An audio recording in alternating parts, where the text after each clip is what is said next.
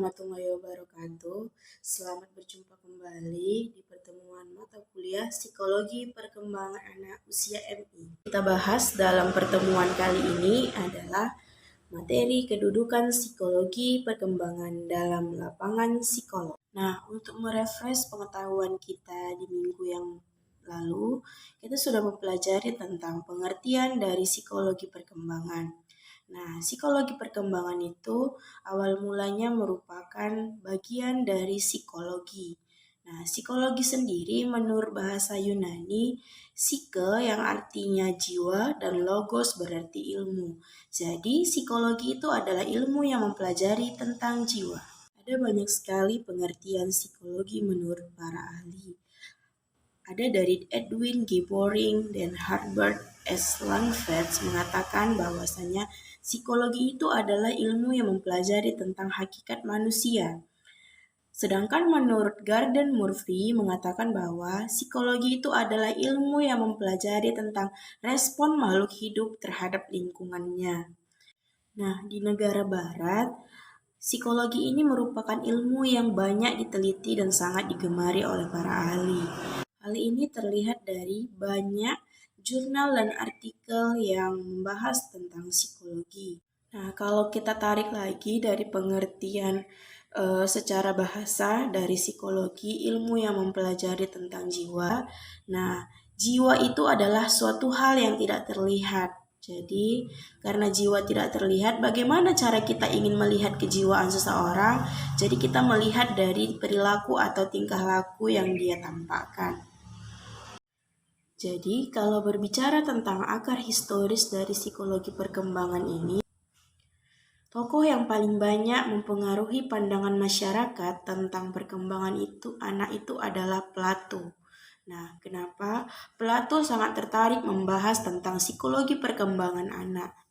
Nah, pada dasarnya Plato mengatakan bahwasanya perbedaan dari setiap individual itu tergantung kepada hereditas atau faktor keturunannya. Jadi, Plato lebih mengutamakan tentang faktor internal dari individual tersebut. Nah, Plato juga mengatakan setiap manusia yang terlahir itu memiliki bakat, kemauan, minat yang dibawa sejak lahir.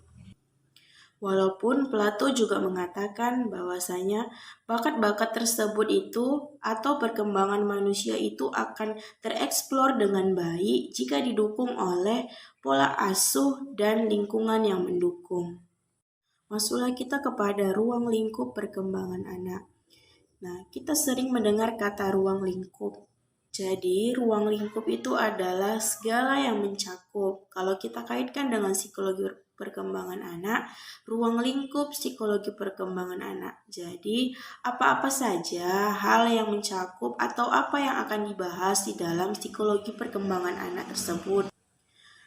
Nah, jadi adapun yang menjadi ruang lingkup dari psikologi perkembangan anak itu yang pertama adalah perkembangan fisik anak. Nah, dari perkembangan fisik ini nanti juga akan kita bahas tentang perkembangan fisik anak. Kemudian bukan hanya fisik tapi juga motorik dari perkembangan anak tersebut. Nah, kemudian setelah perkembangan fisik kita juga perlu membahas tentang perkembangan kognitif dari anak tersebut.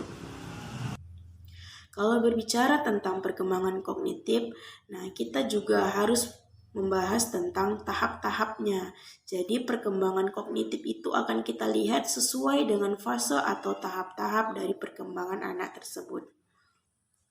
Nah, selain itu juga kita akan membahas tentang perkembangan bahasa dari anak. Nah, baik itu bahasa atau tahap prabilingual. Selanjutnya yang akan kita bahas itu adalah tentang perkembangan bahasa anak. Baik itu pada masa atau tahap pralingual, kemudian lingual, dan tahap diferensiasinya. Selain perkembangan bahasa, ada perkembangan lain yang juga merupakan ruang lingkup dari psikologi perkembangan anak, yaitu adalah perkembangan sosio-emosionalnya. Jadi dalam psikologi perkembangan anak ini juga akan kita bahas bagaimana cara bersosial anak sesuai dengan fase perkembangannya, kemudian bagaimana emosi-emosi yang akan tergambar atau terlihat dari anak-anak sesuai dengan fase perkembangannya. Kemudian yang terakhir itu adalah perkembangan moral daripada siswa. Dan yang terakhir yang menjadi ruang lingkup dari psikologi perkembangan anak adalah perkembangan moral anak.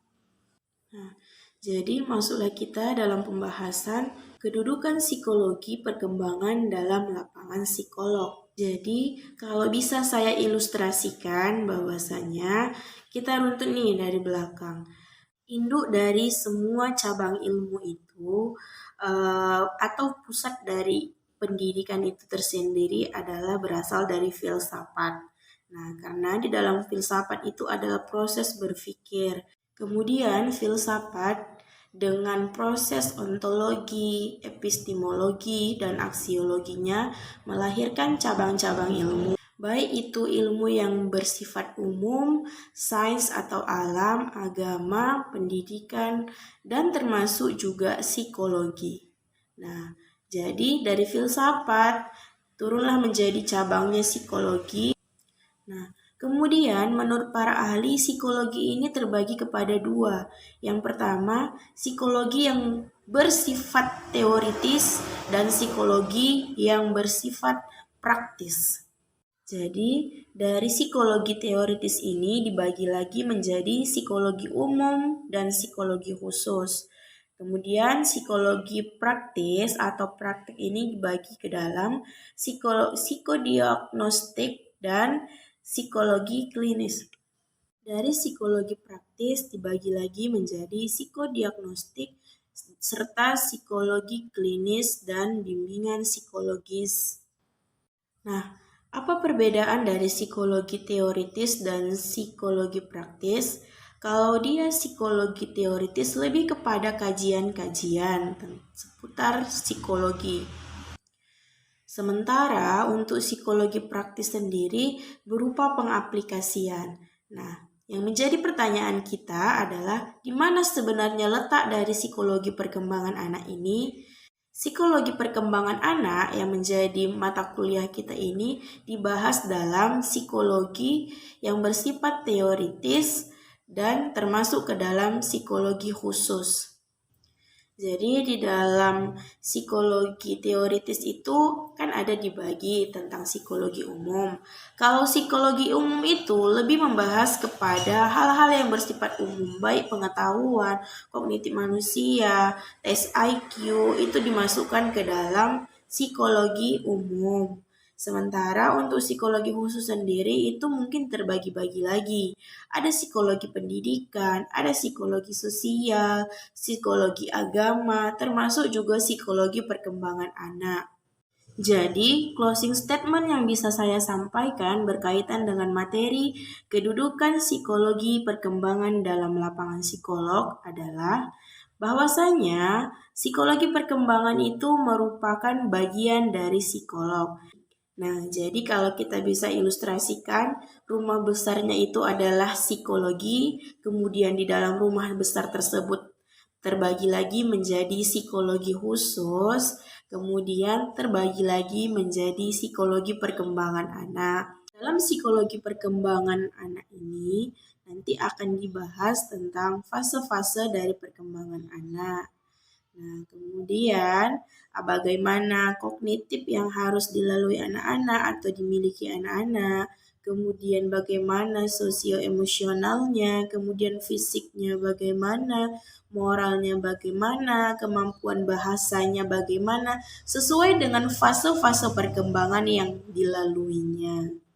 Cukup sekian pertemuan kita minggu ini. Minggu depan kita lanjutkan lagi dengan materi hukum-hukum psikologi perkembangan.